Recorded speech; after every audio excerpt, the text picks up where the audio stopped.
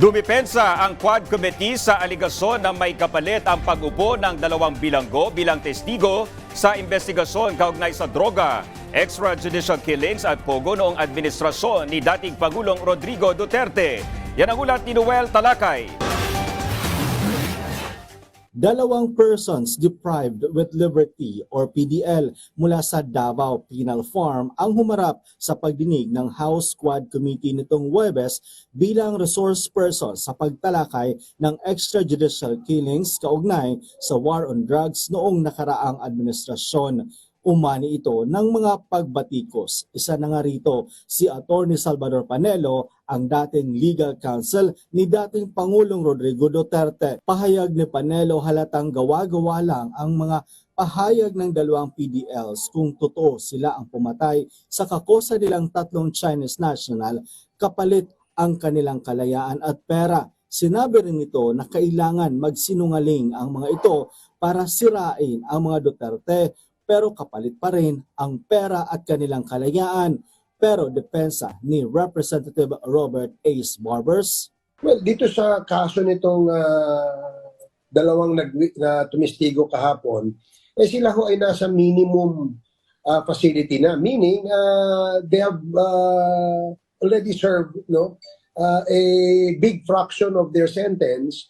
Ito ay malapit nang lumabas. Wala naman po kung kaming nakitang, kaya binigyan po namin sila ng pagkakataon kasi unang-una wala naman silang hinihingi na kalayaan. Sinabi pa ni Barber sa isang virtual press conference na ang PDEA ang lumapit sa kanila na may gustong tumistigo kaugnay sa extrajudicial killings na may kinalaman sa war on drugs. Hindi raw agad nila tinanggap ang mga testimonya ng dalawang PDLs. Pinag-aralan at tinimbang kung may basihan ang kanilang mga salaysay.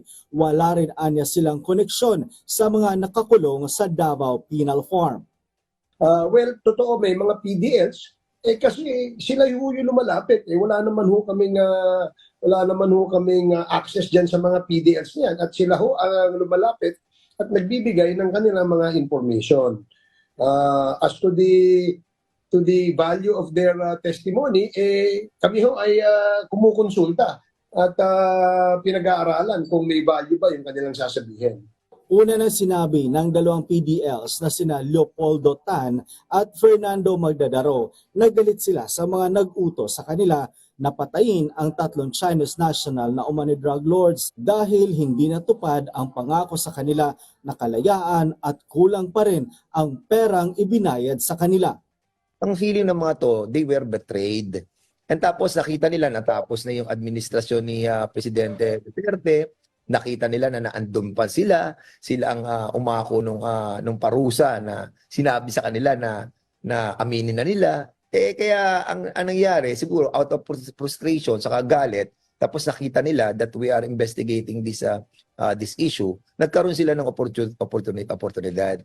Sina Representative Fernandez at Barbers ay parehong miyembro ng House Quad Committee na binubuo ng House Committee on Dangerous Drugs, Public Order and Safety, Public Account at Human Rights. Maliban sa extrajudicial killings na may kinalaman sa war on drugs, nagsasagawa rin sila ngayon ng pagdinig kaugnay sa operasyon ng illegal pogos at drugs sa bansa. Noel Talakay para sa Pambansang TV sa Bagong Pilipinas.